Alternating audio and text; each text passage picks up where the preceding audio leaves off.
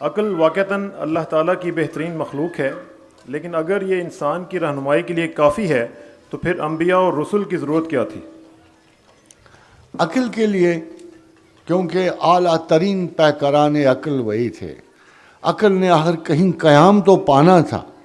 تو خداوند کریم نے اپنے پیغمبران وقت کو سب سے بہترین درجہ عقل عطا فرمایا، اور پھر انہوں نے، اور سب سے بہترین درجہ عقل، اب پچھلے لیکچر میں نے آپ کو ایکسپلین کیا کہ ہم کائنات کی کسی تھیوری پہ مستقل نہیں رہ سکتے،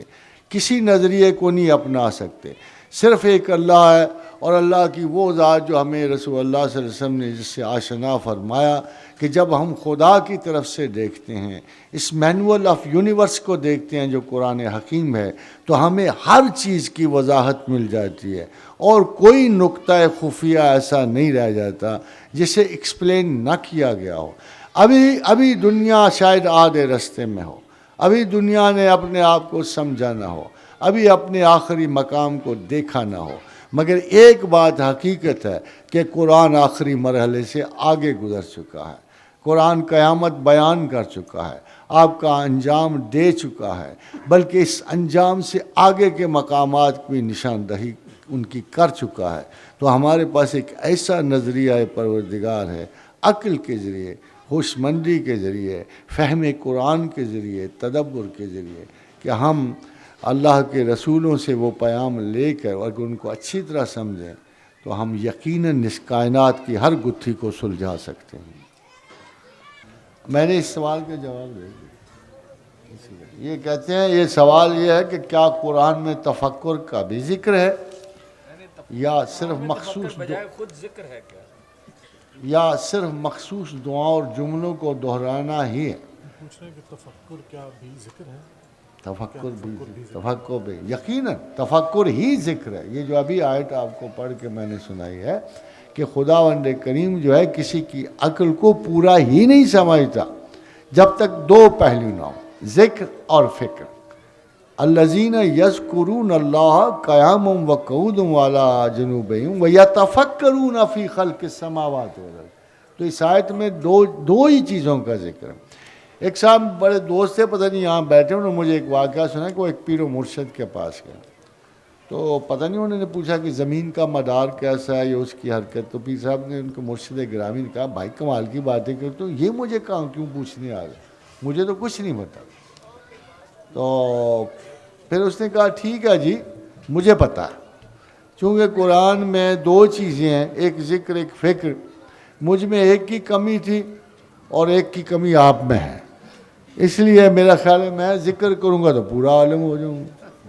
اس لیے مجھے آپ کی ضرورت نہیں، کیونکہ آپ کو تو پتہ ہی نہیں لگنا زمین کا مدار کتنا۔ تو میرا خیال ہے وہ کافی سیانے بندے تھے، اور یہی آپ کو بھی سوچنا چاہیے کہ کم علم سے بہتر علم والا کوئی چیز حاصل نہیں کر سکتا۔ البتہ وہ کہتے ہیں کہ شطرنج میں ہمیشہ اچھا کھلاڑی برے کھلاڑی سے سفر کرتا، اس کو آنی نہیں، اس کی ضائع ہو جانی ہے۔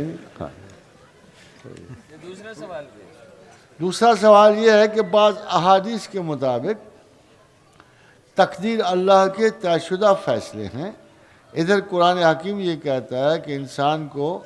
وہی کچھ ہے جس کی وہ کوشش کرتے ہیں، برائے کرم رہنمائی دی۔ بڑا سادہ سا سوال ہے، بہت مرتبہ میں جبر و قدر پہ بہت کچھ کہہ چکا ہوں۔ اصول یہ ہے، اگر میرے یہ بھائی جو ہیں، میرے دوست جو باہر بیٹھے ہیں، اگر وہ غور کریں اللہ کیا چیز آپ پہ چھوڑ دیں، اگر یہ سوچیں، اس کو نیگیٹیولی سوچ، کیا اللہ رزق آپ پہ چھوڑ دے، کیا اللہ پہاڑ آپ پہ چھوڑ دے، زمینوں میں کاشتکاری آپ پہ چھوڑ دیں، جو اس نے مقدار رزق جہاں رکھی ہے جس کو آپ ڈھونڈ کے حاصل کرتے ہو،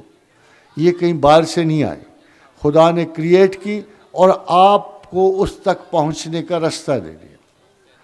رستے کو کیا کہتے ہیں؟ یعنی دیکھو خداوند کریم نے قرآن میں کہا ما من دابۃ الا علی اللہ رزقھا، ایسا کوئی ذی حیات نہیں ہے الا علی اللہ رزقھا جس کا رزق اللہ پہ نہیں ہے، وَيَعْلَمُ مُسْتَقَرَّهَا وَمُسْتَوْدَهَا، اور ان کو پتہ ہے تم نے کہاں کہاں قدم رکھنا ہے، کہاں کہاں جانا ہے، کہاں بیٹھنا ہے، کس جگہ تمہاری تلاش اپنے مقصد کے قریب ہوگی، کہاں فیلئر ہوگی. کل فی کتاب مبین. یہ اگر بہت آسان ہو جائے، اگر آپ یہ سمجھیں کہ before sending a kind of a creation on earth, he made it possible for that particular creation کہ وہ اپنی زندگی کے، اس کی زندگی کے بقا کے سارے سامان بیچ میں رکھ دیتا. اس لیے پروردگار نے فرمایا کہ میں نے 2 دن لگائے زمین بنانے میں اور 2 دن لگائے اس میں اشیائے ضرورت انسان رکھنے میں.